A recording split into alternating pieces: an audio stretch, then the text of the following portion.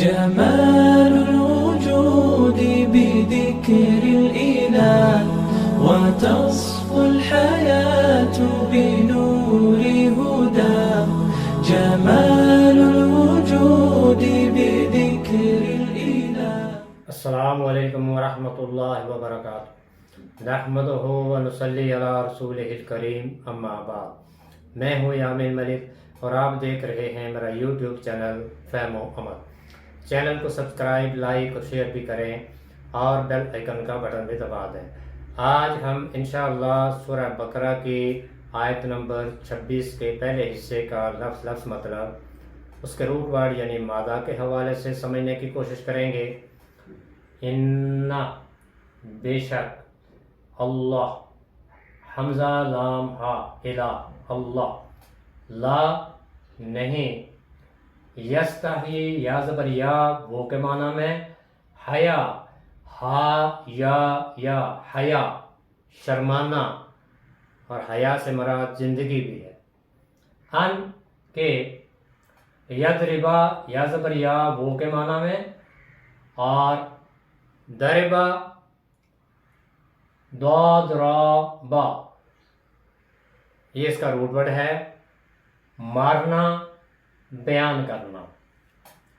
مسئلہ میم سا لام مثال، ما جو، بعوضتن با عین ضاد بعد مچھر.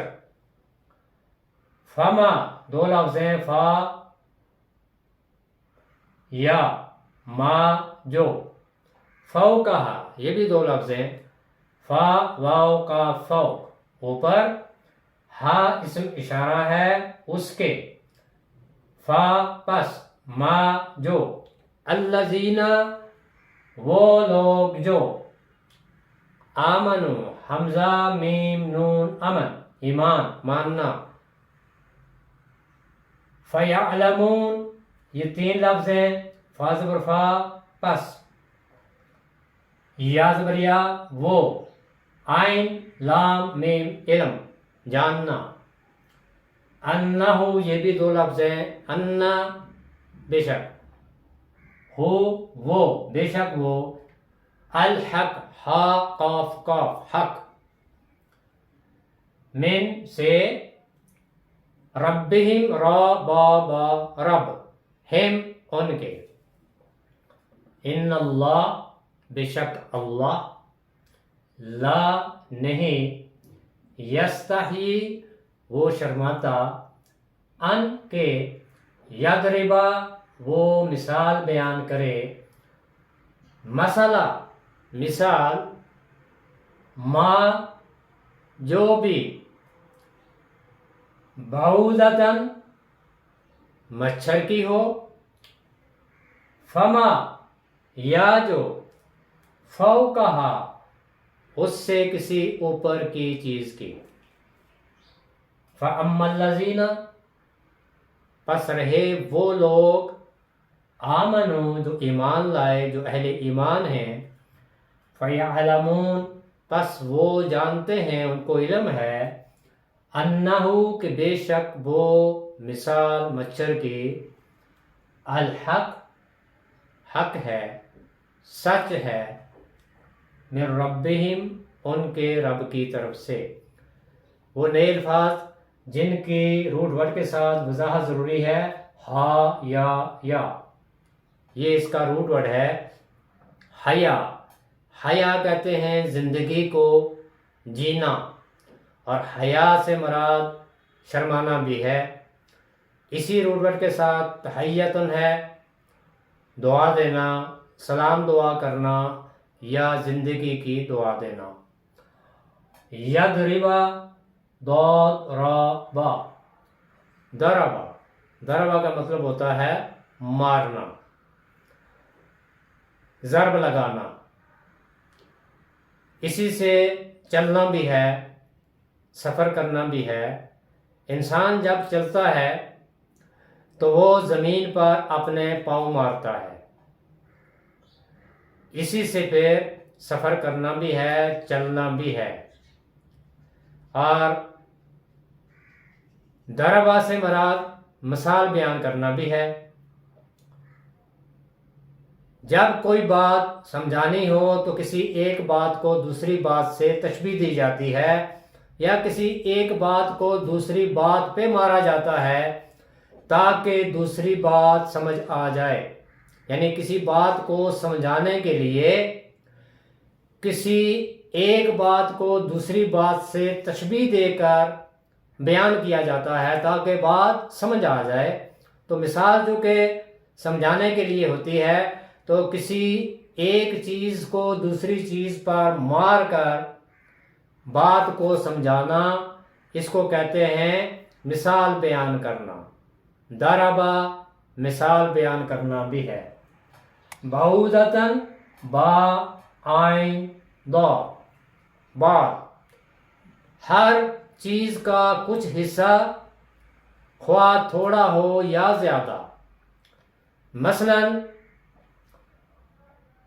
8 حصہ ہے 10 کا، اور اسی طرح سے 2 حصہ ہے یا بعض ہے 10 کا۔ تو 8 اور 2 کو جب اکٹھا کریں تو یہ دونوں مل کے 10 بن جاتے ہیں۔ تو اس سے مراد یہ ہے کہ بعض سے مراد کسی چیز کا کچھ حصہ، یعنی پورے کا پورا بھی ہو سکتا ہے، بعض جگہ اس کا مطلب یہ بھی آیا ہے، لیکن عموماً بعض کا مطلب یہ ہے کہ کسی چیز کا کچھ حصہ۔ اسی سے بعودتاً بھی ہے، مچھر کو کہتے ہیں، چونکہ مچھر بھی حیوانات میں سے بہت چھوٹا سا حیوان ہے جس کا کچھ حصہ ہی مشکل سے نظر آتا ہے، اسی لیے اسے بھی بعودتاً کہتے ہیں، مچھر کہتے ہیں، یعنی جس کا کوئی حصہ بمشکل نظر آتا ہے، بعودتاً مچھر۔ فوقہا، فا واو کا، فوق، فوق کہتے ہیں اوپر کو، یہ تحت یعنی نیچے کی ضد ہے۔ اور اسی لفظ سے ایک لفظ جو عموماً ہم بولتے ہیں افاقہ، کسی چیز میں یا کسی بات میں زیادہ ہونا، یہ افاقہ کہلاتا ہے۔ اور اسی آیت میں ہے وما فوقہا، اور جو اس سے اوپر ہو، تو اس سے اوپر سے مراد یہ کہ یا تو وہ چیز اس سے بڑی ہے اور یا وہ چیز اس سے بھی چھوٹی ہے۔ وما فوقہا سے مراد دونوں مطلب لیے جا سکتے ہیں، یعنی وہ چیز جو اس سے بھی بڑی ہو یا وہ چیز جو اس سے بھی چھوٹی ہو۔ وما فوقہا۔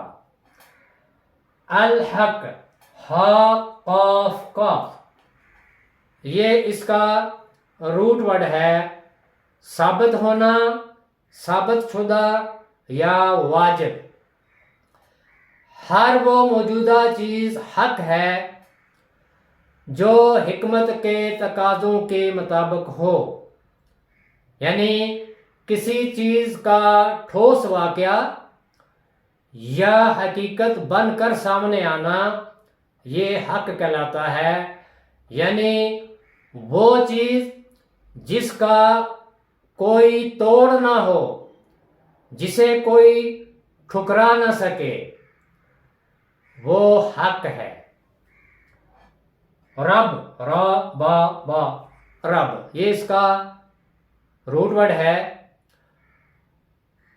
کسی چیز کو نئی نئی تبدیلیوں سے گزار کر اس کی تکمیل تک پہنچانا، یہ ہے ربوبیت۔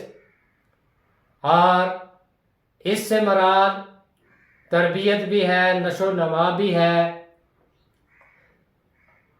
چھوٹے سے بڑا کرنا بھی ہے۔ اور تربیت اسی روٹ ورڈ کے ساتھ ہے۔ گھر کی جو عورت ہوتی ہے اس کو ربۃ البیت کہتے ہیں۔ عورت بچے پیدا کرتی ہے، پھر ان کی دیکھ بھال کرتی ہے، ان کی ضروریات کا خیال کرتی ہے، ان کی تعلیم و تربیت کرتی ہے، ان کو دین اور دنیا سکھاتی ہے۔ اس حوالے سے گھر کی عورت کو ربۃ البیت کہتے ہیں۔ اور رب کے مفہوم میں 3 چیزیں شامل ہیں۔ ایک ہے خالق، رب پیدا کرتا ہے، ہر چیز کو پیدا کرنے والا رب ہے۔ پھر جو پیدا کرتا ہے وہ مالک بھی ہے۔ تو رب کے مفہوم میں جو دوسری بات ہے وہ ہے مالک۔ رب خالق بھی ہے اور مالک بھی ہے، اور جو مالک ہوتا ہے پھر اسی کے مطابق، اسی کے حکم کے مطابق ہر چیز چلتی ہے۔ پھر رب نگران بھی ہے، مدبر بھی ہے، ہر چیز کو وہی کنٹرول کرتا ہے۔ تو رب کے مفہوم میں یہ 3 بنیادی چیزیں شامل ہیں۔ خالق، وہ پیدا کرتا ہے، جو پیدا کرتا ہے پھر وہ مالک بھی ہے، مالک، اور تیسری چیز ہے مدبر۔ ان اللہ، بے شک اللہ، لا یستحی، نہیں شرماتا، ان یضربا، کہ وہ مثال بیان کرے، مسئلہ، کوئی مثال، ما بعوضۃ، جو کسی مچھر کی ہو، وما فما فوقہا، یا اس سے بھی اوپر کی کسی چیز کی، فَأَمَّا الَّذِينَ آمَنُوا، پس رہے وہ لوگ جو اہل ایمان ہیں، جو مومن ہیں، فَيَعْلَمُونَ، پس وہ تو جانتے ہیں، ان کو علم ہے، أَنَّهُ الْحَقُّ مِن رَبِّهِمْ، کہ یہ جو کچھ بیان کیا گیا ہے، یہ جو مثال بیان کی گئی ہے، یہ ان کے رب کی طرف سے حق ہے، سچ ہے۔ اس سے پہلے ہم پڑھ چکے ہیں کہ وہ لوگ جنہوں نے قرآن کی مخالفت کی، جنہوں نے نبی کریم صلی اللہ علیہ وآلہ وسلم کی رسالت اور نبوت کی نفی کی، نہیں مانا، اللہ تعالیٰ نے ان کو یہ چیلنج دیا کہ اگر تمہیں شک ہے کہ یہ قرآن اللہ کی طرف سے نازل کردہ نہیں ہے اور یہ رسول ہمارے رسول نہیں ہیں، تو پھر ایسا کرو کہ کوئی ایک صورت ہی بنا کے لے آؤ اگر تم اپنے دعوے میں سچے ہو۔ لیکن وہ ایسا نہیں کر سکے تھے۔ فَإِن لَمْ تَفْعَلُوا وَلَن تَفْعَلُوا، پھر اگر تم ایسا نہ کر سکو اور تم ایسا ہرگز نہیں کر سکتے، تو پھر اللہ تعالیٰ نے ان کو چیلنج دیا تھا کہ پھر ایسی کوئی ایک صورت ہی بنا کے لے آؤ اور اپنے مددگاروں سے بھی مدد لے لو اللہ کو چھوڑ کر، اگر تم اپنے دعوے میں سچے ہو۔ تو وہ ایسا نہیں کر سکے تھے، اور آج تک کوئی ایسا کر نہیں سکا، اور قیامت تک بھی کوئی ایسا نہیں کر سکے گا۔ تو پھر ان کے پاس اور کوئی چارہ نہیں تھا کہ انہوں نے پھر اسی کلام میں، اللہ تعالیٰ کی اس کتاب میں مختلف طرح کے اعتراضات اٹھانا شروع کر دیے، اور ان اعتراضات میں سے ایک اعتراض ان کا یہ بھی تھا کہ یہ کیسا کلام ہے اللہ کا کہ جس میں مچھر اور مکھی کی مثالیں بیان کی گئی ہیں۔ تو اللہ تعالیٰ نے ان کو یہ بات باور کرائی کہ میں رب ہوں، میں ہر چیز کا پیدا کرنے والا ہوں، کوئی چیز چھوٹی ہے یا بڑی ہے، تمہارے سامنے زمین و آسمان ہیں جو کتنے بڑے ہیں، اور یہ جو مچھر اور مکھی ہیں یا اس سے بھی کوئی چھوٹی چیز ہے، یہ سب کچھ اس رب کی پیدا کرتا ہے، وہ پیدا کرنے والا ہے ہر چیز کا۔ تو جب اس نے ہر چیز کو پیدا کیا ہے تو پھر وہ اپنی پیدا کی ہوئی ہر چیز کی مثال بھی بیان کر سکتا ہے۔ تو یہ اعتراضات یہ ان لوگوں کے تھے جو مخالفت کرنے والے تھے، لیکن جو لوگ اہل ایمان ہیں ان کا رویہ کیا؟ فَأَمَّا الَّذِينَ آمَنُوا، رہے وہ لوگ جو اہل ایمان ہیں، جنہوں نے قرآن کو بھی اللہ کی طرف سے نازل کردہ اس پر ایمان لائے اور نبی کریم صلی اللہ علیہ وسلم کی رسالت اور نبوت کا بھی اقرار کیا، وہ اہل ایمان جب یہ اس طرح کے مثالوں سے ان پر غور و فکر کرتے ہیں تو وہ پھر کیا کہتے ہیں؟ انہ الحق من ربہم، یہ مثالیں اللہ تعالیٰ نے جو بیان کی ہیں یہ رب کی طرف سے حق ہیں، سچ ہیں۔ وہ جو کچھ بیان کرتا ہے اور وہ جو قرآن کی آیات ہیں ان کی جو تشریح نبی کریم محمد مصطفیٰ صلی اللہ علیہ وآلہ وسلم نے کی ہے تو یہ حق ہے، یہ ان کے رب کی طرف سے وہ کلام ہے جس کو سمجھانے کے لیے اللہ تعالیٰ نے مختلف مثالیں بیان کر کے اپنی مخلوق کو سمجھانے کی کوشش کی ہے۔ ہم مخلوق ہیں، ہمیں ان تمام آیات کو، ان مثالوں کو سامنے رکھ کر وہ مطلب اخذ کرنا چاہیے جو ہمارا رب ہمیں سمجھانا چاہتا ہے۔ تو یہ مثالیں دے کے اللہ تعالیٰ ہمیں بات سمجھا رہا ہے اور ہمیں بات سمجھنی چاہیے۔ یہ رویہ ہے اہل ایمان کا، لیکن جن کے دلوں میں ٹیڑھ ہے، جو کذاب ہیں، جھوٹے ہیں، منافق ہیں، مشرک ہیں، ان کو یہ باتیں سمجھ نہیں آتی۔ وہ پھر یہ کہتے ہیں کہ یہ اللہ تعالیٰ نے اپنے اس کلام میں یہ چھوٹی چھوٹی چیزوں کی مثالیں کیوں بیان کی ہیں، لیکن اہل ایمان کو اس بات پر یقین ہے کہ یہ سب کچھ اللہ کی طرف سے حق ہے۔ آیت کا دوسرا حصہ انشاءاللہ اگلے سبق میں آپ کے سامنے رکھوں گا۔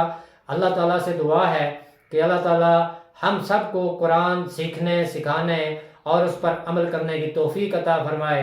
سبحانک اللہم و بحمدک، نشہد ان لا الہ الا انت، نستغفرک و نتوب الیک۔